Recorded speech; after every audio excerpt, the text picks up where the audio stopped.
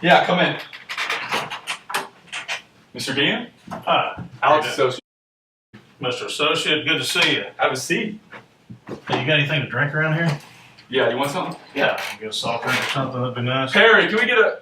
Oh, there she is. Can we get a Diet Coke, please? No, thank you. Thanks. Get back to work. Oh, we have some sort of contract issue, right? Yes, we do. Between you and Mr. Safely? Yes, he has 1,000 boxes of my cigars, and I need them back. Okay, so let's get the facts straight. Safely and I are having drinks down in New Orleans, and we've run into this fellow we know that's now with the Trade Department. Okay. And What does he say? Well, he tells us that the president's about to lift the embargo with Cuba, and we're going to be able to bring in Cuban supplies and merchandise in the near future. Right. And so that gets me thinking.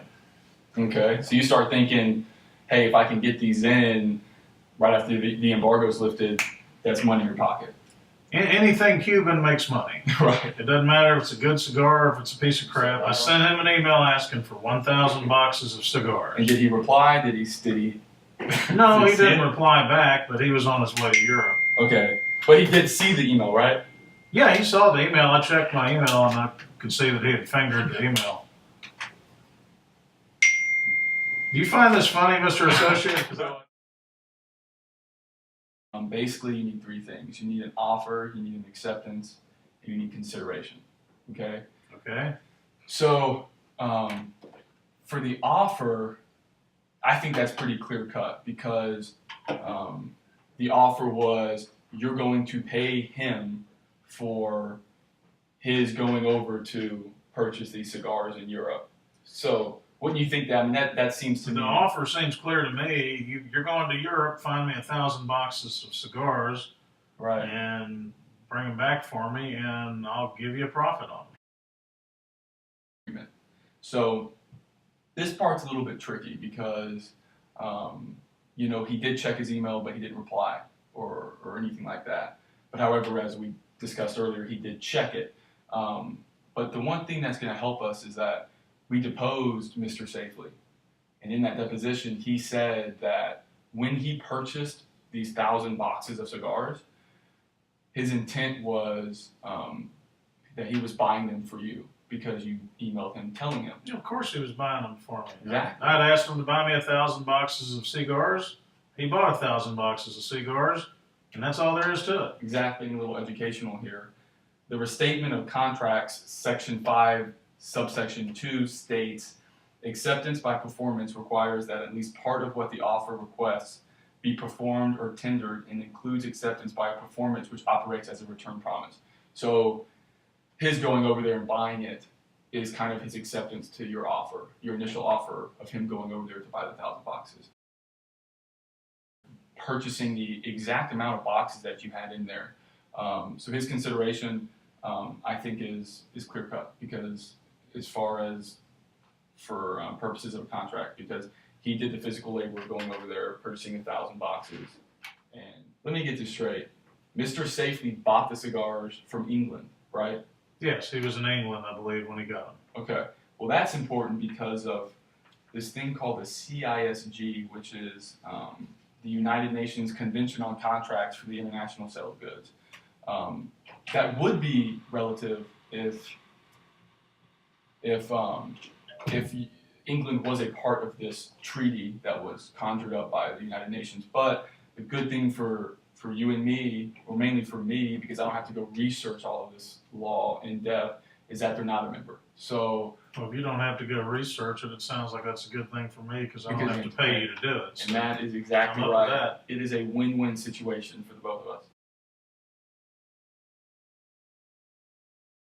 And so the fact that you said, any size, any maker, that's pretty vague. I mean, because you don't know, okay, I mean, is this cigar going to be, 3 feet, or is it going to be a little, Who the hell smokes a 3-foot cigar? You probably do. I don't. Is that the fact that you said you'll cover the cost plus nice profit? So, nice profit could mean a million things. I mean, if I purchase a house for $100,000 and then someone says, hey, I'll give you $100,000 plus a nice profit, Is that 5,000? Is that 100,000? Is that 25? So you're saying that just because it says I told him I was going to give him a nice profit and I didn't give him a dollar amount, that this thing might be in trouble? Yeah, because here's an example. Here's what the other side might say. The other side might give a statement 33, which says that even though the manifestation of intent is there, it cannot be accepted so as to form a contract unless the term of that contract is reasonably certain. So their argument would be, listen, nice profit is not that reasonably certain. Well, he spent less than 1 day arranging the purchase of 1,000 boxes of cigars. I think $20,000 for 1 day's worth of work is not a bad deal. No, I agree. Like I said, I'm on your side. So the first case is Walker versus Keith. Okay, it was in Kentucky in 1964.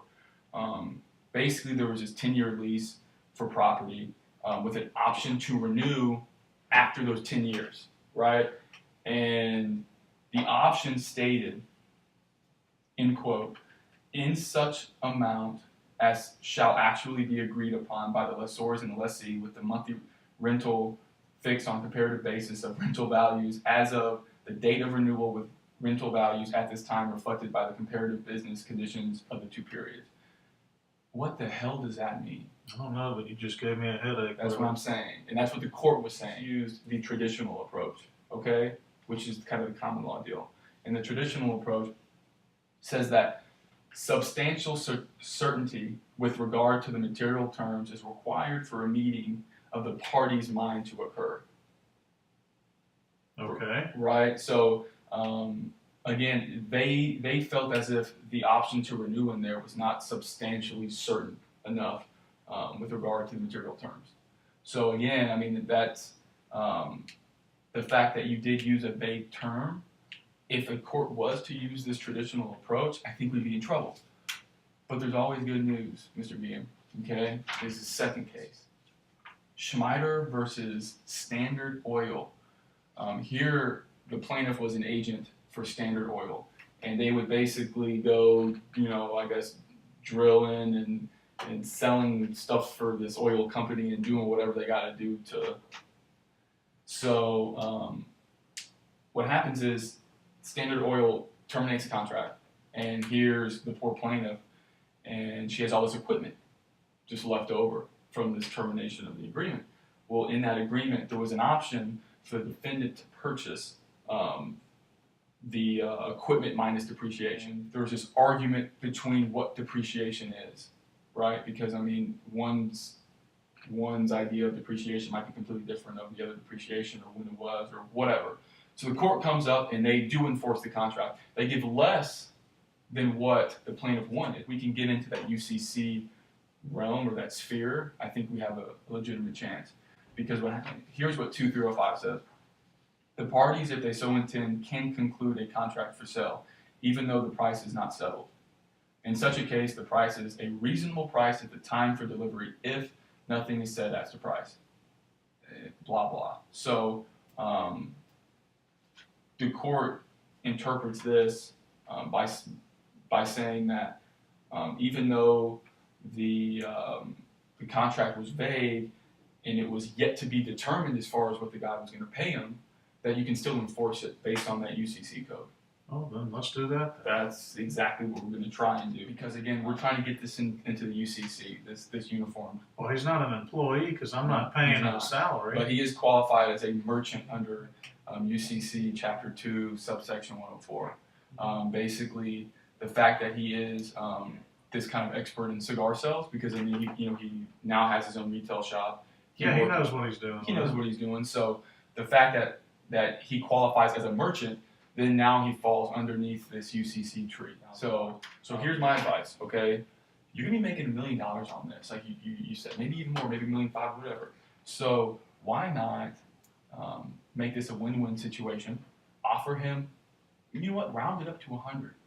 Give him $100,000. So offer him something more, so he goes ahead and gives me my cigars, so I can make my money. Exactly. That way we can put it behind you, put it behind him. He makes a very nice profit. And on top of it, you're still making your $900,000 on top. He's kind of a greedy SOB. You think you can get him to agree to that? I'll try my hardest. All right, well, thank you. All righty. I do appreciate it. Yes, sir. You got another cigar for me? You're billing me by the hour. You can buy your own cigar.